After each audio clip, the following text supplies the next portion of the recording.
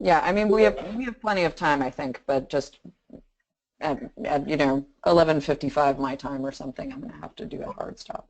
Okay. So, hello everyone.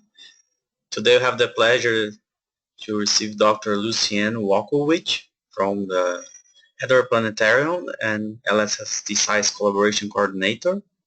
And she's going to talk about the LSST Science Collaborations, and we want to thank her effort to put forward this LSST series and also to improve the Brazilian participation in LSST.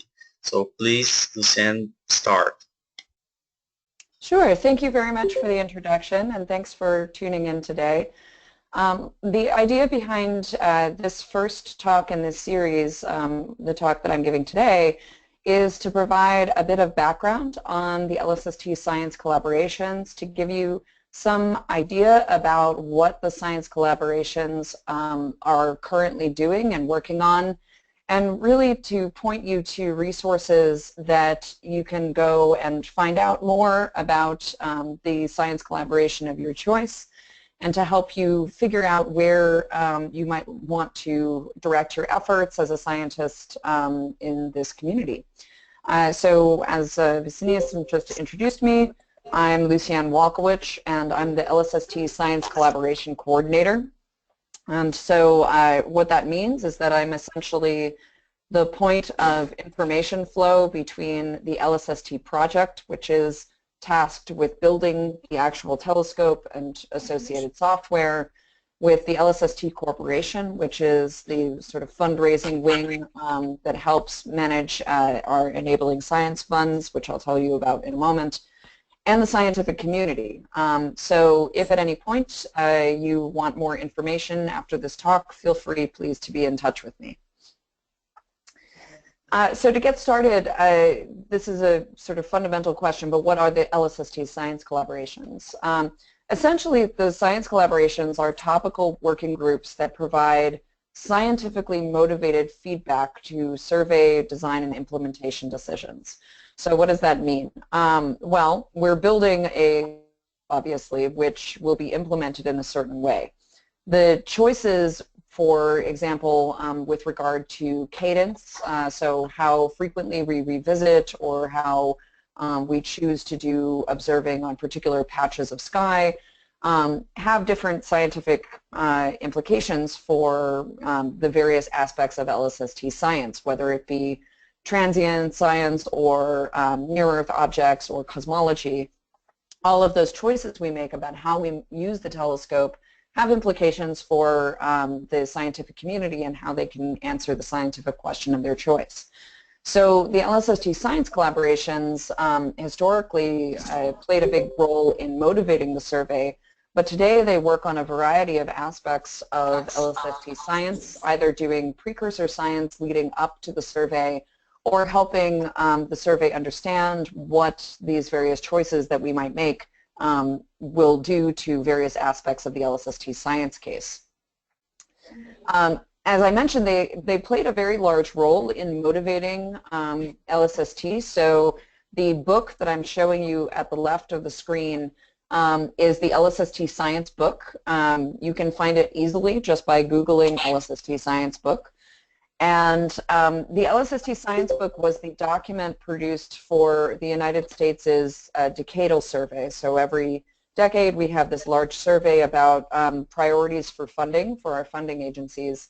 And the LSST Science book was created to elucidate all the scientific topics and cases that would be addressed by having a facility like LSST. It's, I think, roughly 500 pages. It covers a very broad range of possible science as well as design specifications. So it's a very good resource. Even though it was published in 2009, I think it remains very relevant. So that book essentially went to the decadal survey as a way of motivating the survey, and was written essentially by many of the people who today are now members of the LSST Science Collaborations. So in the lead up to the survey being funded and the actual construction starting, In the past few years, the science collaborations motivated the survey, but now really what they do is they help lay the groundwork for making the best use of LSST in a variety of ways, as I'll discuss. So the science collaboration membership is open to anyone with rights to LSST data. The science collaborations themselves, which I'll talk about in a moment, manage their own membership. So as you hear about these various options for science collaborations that you might want to join, you can be in touch with the science collaboration of your choice directly. They will take your application. Different collaborations have different rules for what constitutes an application or different levels of membership.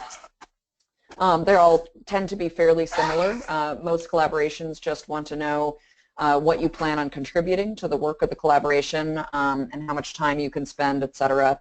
A very wide variety of activities are covered under contributing to the collaborations, generally speaking.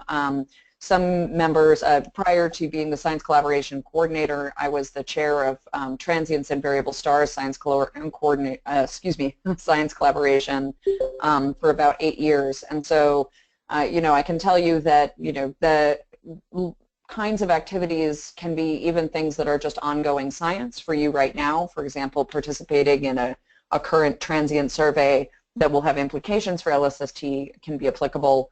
But you also might be working on developing something, for example, a piece of software for LSST itself, or a survey, or for example, constructing a catalog that could be used with LSST. So it really just depends on your science. One of the things that makes LSST both interesting and challenging to talk about is that it does cover such a wide variety of science that it sort of depends on what you're interested in, where to direct you. But as members of LSST, you are welcome to join, and so I hope that this and the subsequent seminars in the series will be helpful for finding out where best to direct your efforts. Currently, the LSST science community is comprised of not only the United States and Chile, who were sort of some of the original founding members, but also a very wide variety of international partners, obviously Brazil included. And so the LSST community is really quite a rapidly expanding thing. And so I'll introduce you as time goes on in this talk to some of the resources that you can use to communicate with LSST scientists over the course of your involvement with LSST. So currently there are 9 science collaborations. They are listed here, and the names that you see listed underneath them are the co-chairs of the science collaborations. So just to read them out, we have galaxies, stars, Milky Way and local volume, solar system, dark energy, which I'll talk a little bit more about briefly, active galactic nuclei, transients and variable stars, large-scale structure, strong lensing, and informatics and statistics. Each one of the people underneath, most of the science collaborations have a fairly flat, not very complicated governance structure. So typically they're loosely organized around the leadership of the people that you see listed under these names. Some are slightly more complicated, for example, stars, Milky Way, and local volume.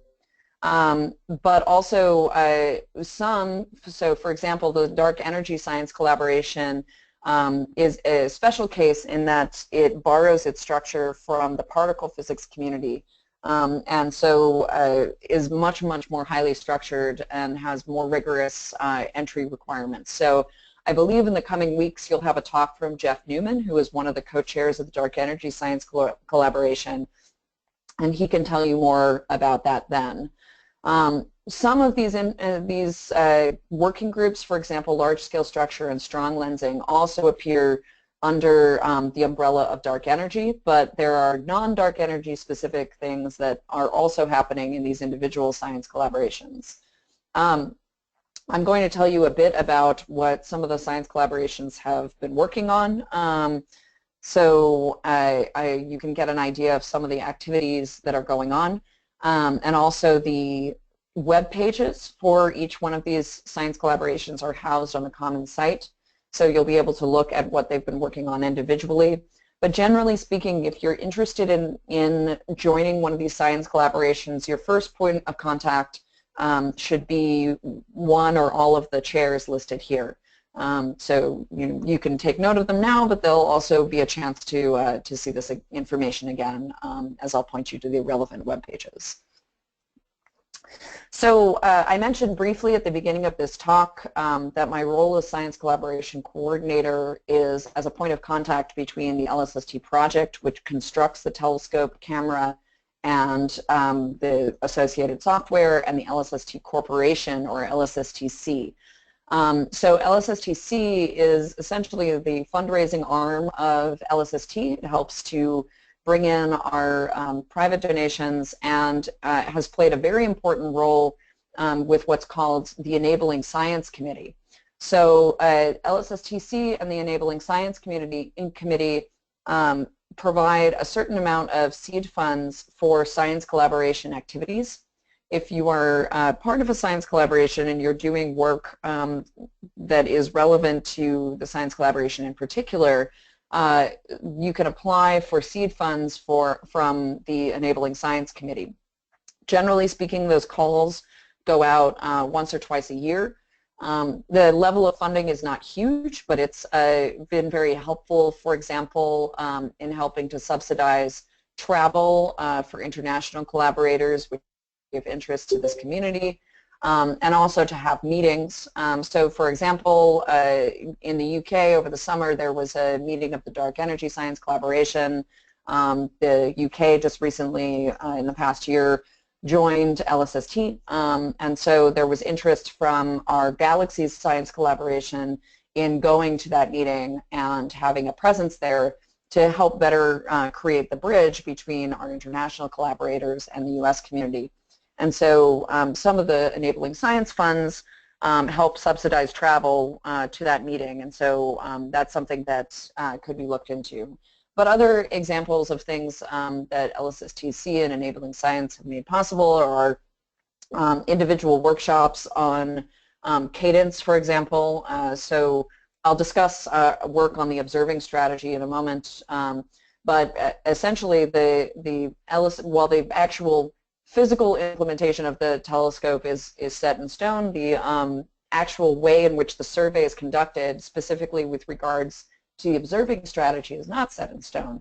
And so there's been quite a big effort on behalf of the collaborations to look at observing strategy and its implications for various science cases. So for example, in the spring of this year, the Transients and Variable Stars Science Collaboration had a meeting to discuss the various ways these observing strategy might impact transient science. And that was funded in part by these funds. So this is something to be aware of.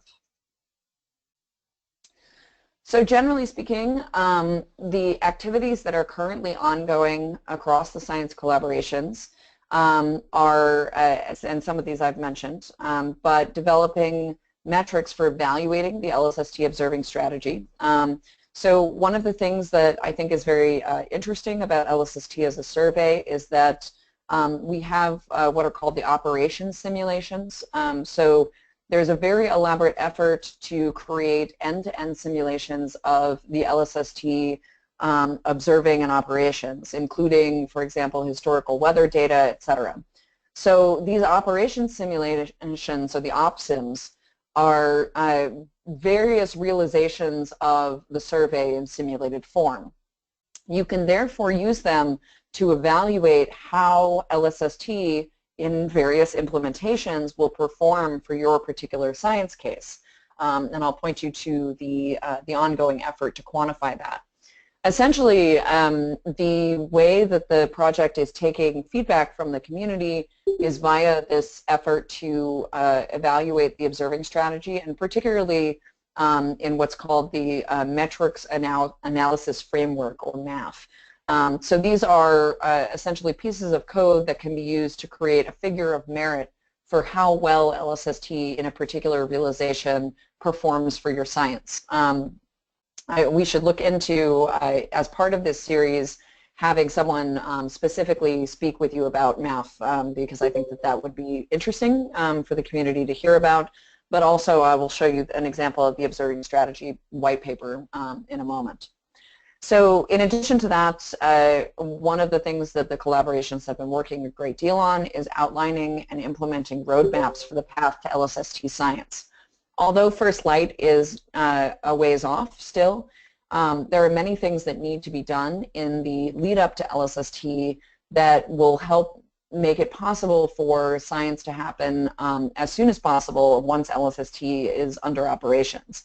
So this is generally what we call the roadmaps, where we lay out some of the work that needs to be done, or the data products, for example, ancillary catalogs, etc., that people would like to have available when LSST begins. And also, now that we are getting closer to first light, the kinds of things that we might like to do over the course of the survey. Naturally, when a survey is 10 years in length, one has to plan for not only what you will do at the end of the decade when all of the data products are done, but also what will be possible after the first year, the third year, the fifth year, and how will that evolve as time goes on. Science collaborations also meet fairly regularly, either virtually or in person, to help foster working collaborations that will eventually become working groups and collaborations that that bring LSST science to completion. So this is really a community that is forming around the telescope. And of course, all the science collaborations are in the process of bringing in new members. So as we have new international partners join us, we are very happy to have new membership to the collaborations. And so I hope you'll consider at the end of this talk applying to a collaboration of your choice. So I've mentioned several times now the LSST observing strategy. At the upper left there is a link that ls.st/05k. That link will take you to a GitHub page that houses the LSST observing strategy white. So do various here. You could the current draft. You can read the conversation about it. You can look at the various OPSIM experiments, and there's a lot of description in here about the things that you might be interested in reading about. So for example, the framework that I mentioned for evaluating the observing strategy, some of the background, etc. The observing strategy white paper will eventually go up on the Astrophysics Archive, AstroPH, but at the moment just lives at this this URL and will be continued to be developed with time. So we think of this as a living document that is created by the community as a way of formalizing input from the many voices that have different ideas about how to implement LSST. And eventually, cadence will be decided at some point, obviously, prior to the implementation of the survey itself, but that will largely be between the project and the science committee. So to give you an idea of some of the recent science collaboration activities that have been happening over the past several months. So for example, there was a PhotoZ workshop that happened a couple of months ago at the University of Pittsburgh. This was intended to define the requirements, improve simulations, and design data challenges for improving methods of PhotoZs. Back in the spring, we had the Transients and Variable Stars Road Mapping Workshop. So this was for the Transients and Variable Stars Science Collaboration to get together to take their subgroups. So Transients and Variable Stars is one of the science collaborations that has many subgroups because transient science and variable star science covers a very wide variety of topics, from things that are close by, stellar flares, to cosmological transients. And so each one of those subgroups got together and thought about the roadmap during this workshop. The Dark Energy Science Collaboration, or DESC, hosts every year schools and hack days. So this was held jointly with their meeting in July. They're in their second year now. Each one of these schools has about 50 attendees per school, and it tends to be early career. It's about 2/3 grad students and postdocs for the past 2 schools, and they've been very productive, and they're really sound like an interesting opportunity. Brookhaven National Labs held back in May a cross-correlation workshop, and in June, Carnegie Mellon University was host to the Statistical Challenges in Modern Astronomy workshop. During the June American Astronomical Society meeting, the Milky Way and Local Volume Collaboration had a working meeting, and over July, LSST Galaxies had a workshop in Oxford. Again, I mentioned that earlier. That was to help facilitate international collaboration between the US and UK Galaxies members to finalize their input to the extragalactic workshop. So this is obviously just concentrated in the past couple of months. Since then, there's also been the LSST at Europe meeting, which happened in late June. These science collaboration activities are just examples of some of the things that have been happening recently. Certainly there have been a lot of other things going on over the past couple of years, and there can be additional things in the future. So I encourage you also, as budding new members of science collaborations, to think about what kinds of workshops or meetings you might like to see in the science collaboration community.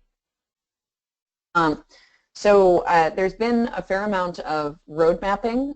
This has been one of the major activities of the science collaborations in the past year or two. The extragalactic roadmap represents the vision for extragalactic science across science collaborations. So that's been between the Galaxies group and AGN, members of the desk, etc. The Solar System Science Collaboration has done a great deal of work on the observing strategy, and I can show you an example of that in a moment. And LSST Transients and Variable Stars have done quite a bit of work on that as well. This is just an example of the website from the Solar System Science Collaboration Road Mapping Workshop, which was about 1.5 years ago now. You can literally just look this up, look at Solar System Science Collaboration LSST Roadmap Workshop. If I scroll down here, you'll see some examples of different operation simulators showing you the number of visits. You can take a look at their preliminary draft, their statement of science requirements for moving objects, reports on various software products, etc. And things like the data products definitions document, which is at the bottom there. So there's quite a bit of information online. You just need to look at those and see what aspect of it you're interested in, if solar system is for you. In addition, there's been quite a good deal of work on DESC and Galaxies. So these were, as I mentioned before, intended to facilitate cross-collaboration work on LSST extragalactic science. So the science collaborations, as you can see, are divided up into various aspects of LSST science, but that doesn't mean that we want them to be divided from each other. In some ways, having a separate variable star working group versus a stars and Milky Way working group might seem like an unnatural division. And that's just because these are communities that tend to talk to each other more often, but we absolutely encourage cross-collaboration work and communication between the collaborations. As an example of that, the Transients and Variable Stars Science Collaboration and the Informatics and Statistics Science Collaborations are both participants in this 2016 to 2017 SAMC program on astrostatistics. So you can look this up, the SAMC program. This will be happening over the next year. The opening workshop was held in August, but if you didn't know about this or whatever, you can still participate. There will be a number of meetings in addition to possibilities to attend remotely, I believe. So you should take a look at this website and check out the opportunities for interacting with this. Or if you want to contact Jojesh Babu, His information is here at the bottom, and he is the primary contact for this, but can tell you where to go if you want to become involved. It is definitely not too late to join if this is of interest. Over the past year or so, the STARS Milky Way and Local Volume Science Collaboration has been doing a lot of work, in particular on star galaxy separation and crowded field photometry, as well as astrometry. The Milky Way and Local Volume group has done a great deal of contributing to the Observing Strategy white paper.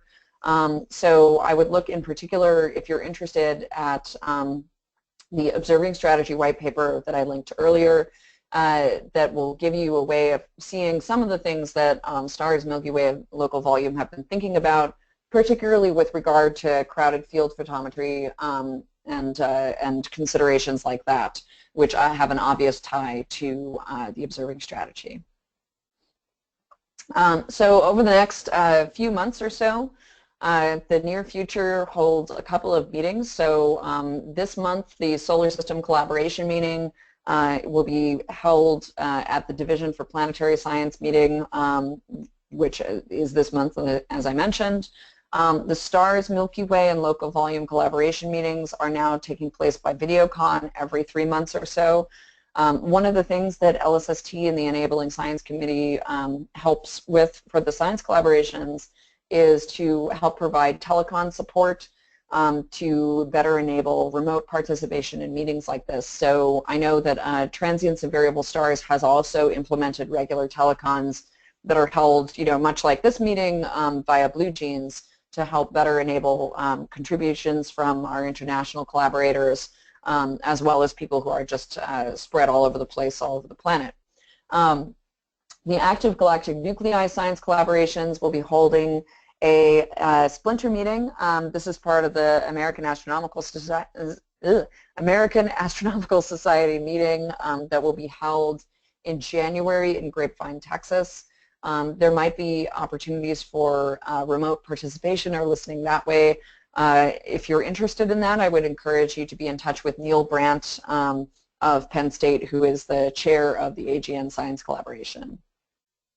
So that should give you a flavor for the many and varied activities that you'll be hearing about in this next series of webinars. But I'd like to put you in touch in particular with ways that you can learn more via some of our communication tools and web resources. Since this is a very physically separated project, everybody is sort of all over the planet now. These remote tools, I think, are very important and are available to Science Collaboration members. So first of all, the Science Collaboration web pages. If you go to that URL at the very top, you'll see a list of the current LSST science collaborations, whether it be galaxies, Milky Way, Local Volume, Solar System, Dark Energy. Each one of those is linked, and you can go and look at the individual collaborations webpage and see some of the things that they are working on. So this is a great way of learning in greater detail what each collaboration is working on and seeing where your interest might fit. In addition, this is a great way of getting a hold of the collaboration chairs, as their contact information will be listed on each one of these web pages. Moving forward, if I show you an example from the Galaxy Science Collaboration, this provides a list, an overview of some of the things they're working on. You can also look at projects. You could see some example projects there. Perhaps we want to click on one of them. You can see some representative figures for what LSST will be able to do. These often represent work that is going on currently in the science collaboration, but also questions that might be of interest. You can look at who the membership is. You can look at where they're located, perhaps identify people who you know and collaborate with, and you can ask them about what they've been working on. And you can also apply. It will tell you something about the application process and eligibility criterion, and also the membership eligibility as detailed by that particular science collaboration. So if we move on, I'll also refer you in particular to look at the desk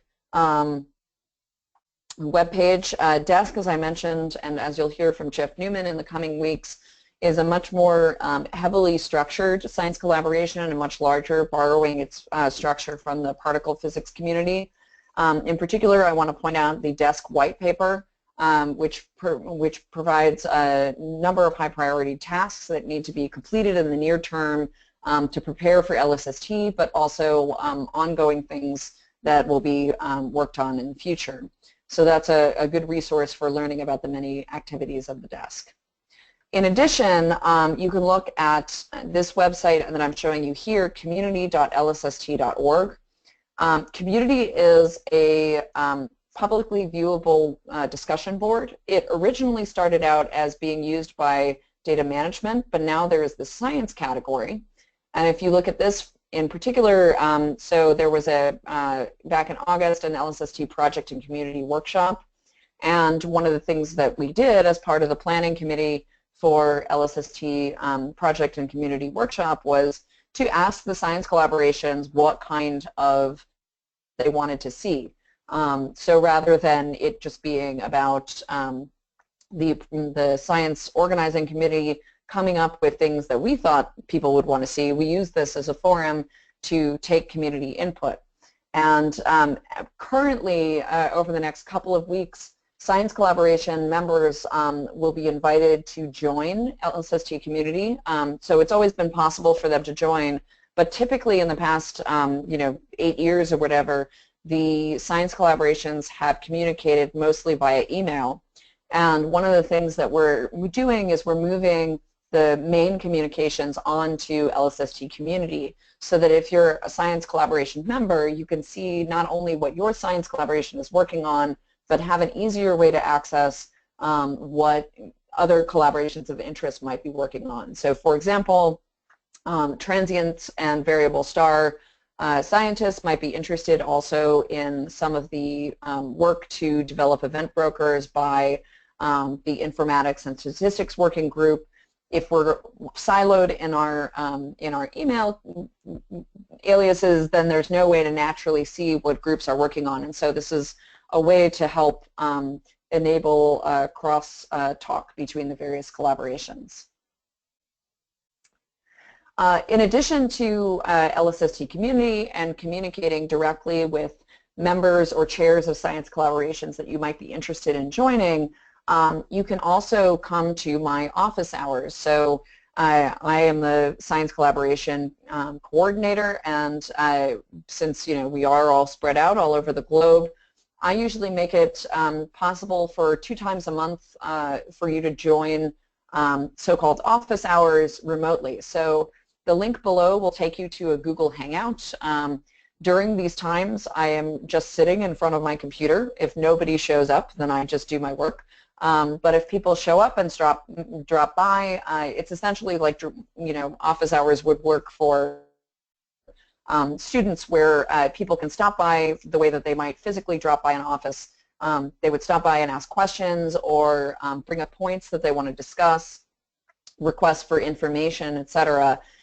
Something that would be best to have a discussion about, as opposed to for example, sending an email. If you just have a quick question or a request for information, then email is perhaps the best. But if you want to actually have a more free-form discussion, I am available. If this time doesn't work for you, feel free to contact me directly, and I'm always happy to set up additional meetings to discuss points of particular interest. The next one of these Science Collaboration Coordinator office hours will be held on October 19th. So I just had my previous one yesterday, so the 19th we'll be doing a Q&A with our LSST communications expert, Jonathan Sick. Jonathan does much of the documentation for the LSST software stack and other aspects of LSST science. And in particular, he is the person who created community.lsst.org, and so he'll be answering questions about using as a communication tool for the science collaborations.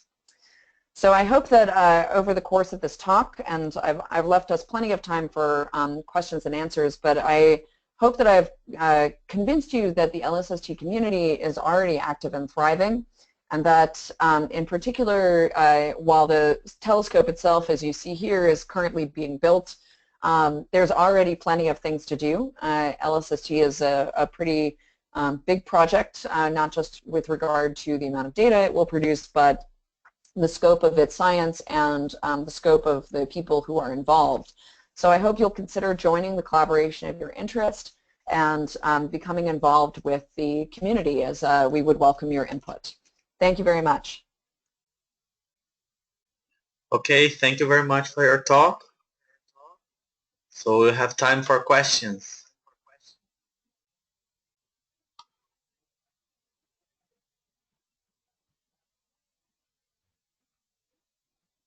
This is Basilio Santiago. I've got a question.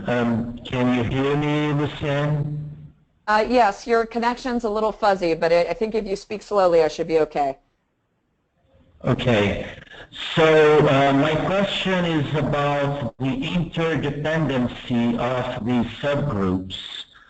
I can foresee situations in which this interdependency will be very clear, like photosys, for instance, are going to be important for galaxies, large-scale structure, and dark energy working groups. Likewise, for data challenges, they will benefit from having stars mixed up with galaxies so as to, be a more realistic type of challenge for whatever tools are going to be run on the simulated data.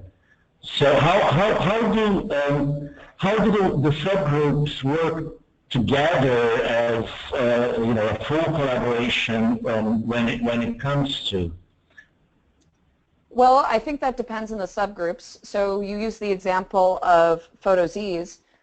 Just earlier this year, there was a workshop that was across science collaborations, so across those subgroups, to work together on issues that are common amongst various groups with regard to photosys. In addition, there's been a number of work that is across collaborations. For example, the Extragalactic Science Roadmap covers a number of different collaborations. So, one of the things that we're hoping will happen with the move to have communications be entirely on community.lsst.org is that the communication across collaborations that is already happening will be improved and made even more transparent. So generally speaking, the people who are chairing these groups are aware of the others' activities via just communicating with, who might be interested in a particular aspect. But, there can always be more transparency, I think, and that's our hope with creating a forum in which there is sort of natural transparency between the science collaborations. So, the collaborations are free to communicate with one another to come together around areas of common interest. Hi, Lucianne. Here is Luis da Costa. How are you? Good, Thank thanks. you very much for helping us out in this organize this webinar series. Just My a quick question. Do you have a publication policy document that is reachable and readable? Yes, the LSST publication policy, I believe, is housed on the web page, and I believe it's public. If it's not, let me know, and I can see about getting a copy of that for you. That's been headed by, I believe, Pat Burkett, so she should be able to help you if it's not readily findable on the website. Well, I'll get in touch with you. Okay. Okay. Okay. Thank you. You're welcome.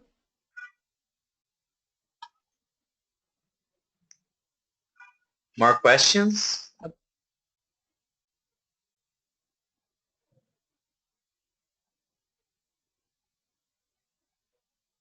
Questions? So I have a question about Another question. You mentioned at some point that the Milky Way and local volume working group was a little bit more complex than some other subgroups. Could you provide details? Oh, sure. They're very, very little more complex. DESC is by far the most complex organizational structure, but Milky Way and local volume is more complex only because they were the mergers of a star and a Milky Way and local volume group. So they have, for example, a spokesperson, a technical chair, executive chair, and then many subgroups underneath them. But they're still, like most of the collaborations, with the exception of the DESC, they're still a relatively flat organization. You can see the governance of each one of these collaborations, by the way, by going to their webpage, and it'll show you like who is, not just who are the chairs, but also what are their titles, and that'll give you more information.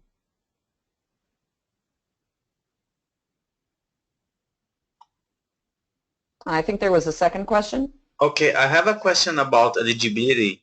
Which are the minimum requirements? So anyone who is part of the LSST community as regarding having data rights can join the LSST Science Collaborations.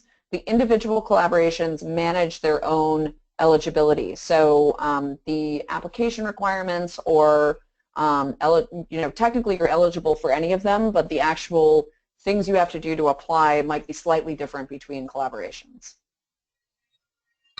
Okay, thanks. Generally speaking, to apply, every collaboration is going to want to know what you're going to do. So in other words, like, what are you going to work on that's LSST relevant? In what way will you contribute to the ongoing work of the science collaboration? The extent to which you have to be detailed or write, the extent to which that looks like a summary versus a detailed proposal, that varies between science collaborations. But generally speaking, you're eligible if you're at an institution or part of a community that has data rights for LSST. And again, the LSST Science Collaboration web pages have individual eligibility criteria and application processes on their web page. Let me add a question here too. I mean, are we talking about level 3 products or any level? I mean, are you organizing something in terms of level 3 products? Well, the LSST Science Collaborations are the community of people who are likely to produce level 3 products. When I refer to LSST data, I mean who will have access to LSST level 1 and 2 products. No, I understand that, but I mean, but the idea of having the science groups is to build up whatever science analysis workflows to actually handle level 3, right? To produce level 3 products. Yeah. So level 3 products by definition are community produced products that come from the LSST nightly or archival, the level 1 or 2 products. So examples of that would be ongoing work to develop a broker, an event broker for transients that are happening in like the LSST science, the transients of variable stars science collaboration. The level 3 or community generated products are essentially coming from the science collaborations. Mm-hmm. And what about analysis themselves? I mean, are they supposed to be done within the framework of LSST, or you take whatever you want and do somewhere else? I mean, if you're a person that has rights to LSST data, you're welcome to do whatever you want with that LSST data. If you want to access, the ability to have collaborations with people from the community that are embedded in LSST, then joining the collaborations is a way to do that. Okay. All right, thank you. You're welcome.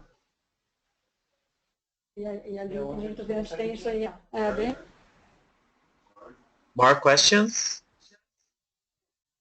This Ricardo, I have one question. So you guys have been working on this for a lot of years, right? I mean, if I understood correctly, you were in front of this working group for 8 years or so. And what did you have some sort of obligation regarding infrastructure work? You have to be eligible, or I mean, why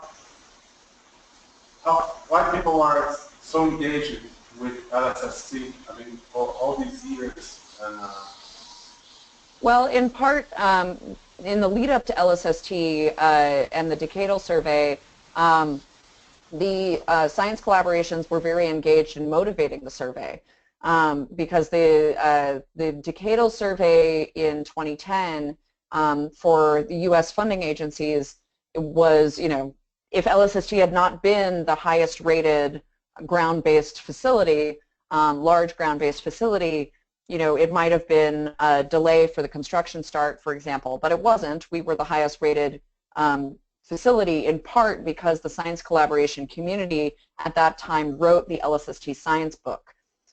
So if you're interested in seeing that document, it's available online either by chapter. Just Google LSST science book and you'll find it. So that was some of the early motivation, was providing, or some of the early activity was providing motivation for the survey to see that it got funded. And nowadays the motivation is preparing for LSST. So again, I betray my bias towards transients and variable science by using this example again. But you know, most event brokers for follow-up for transients right now in existing surveys it is not an easy task to create something that is capable of handling a volume of data from LSST and workflows for allocating telescope time. It's not a super straightforward thing to be able to do compared to the ongoing transient survey. So there's a lot of work about thinking about marshaling follow-up resources and thinking about sifting through the transient data stream that needs to happen now, rather than waiting for LSST to be online. In addition, many of the science collaborations have published work that they've done regarding, for example, different implementations of LSST and the expected output.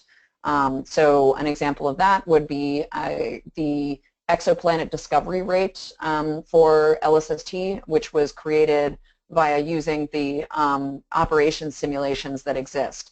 So the simulations that exist for LSST already can help you predict what you might see based on you know, whatever your science is in the current day, what you might see with LSST.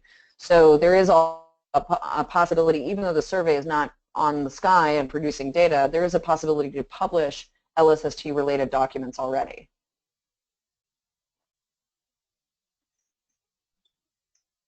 Okay, more questions?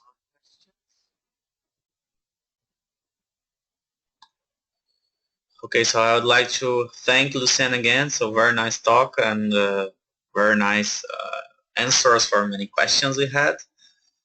And I hope everybody comes to the other webinar series and where we'll have more focused in different aspects of the survey. So thank Lucianne and thanks everybody for attending and see you all soon. Thank you. Welcome to LSST. Thank you. Bye-bye.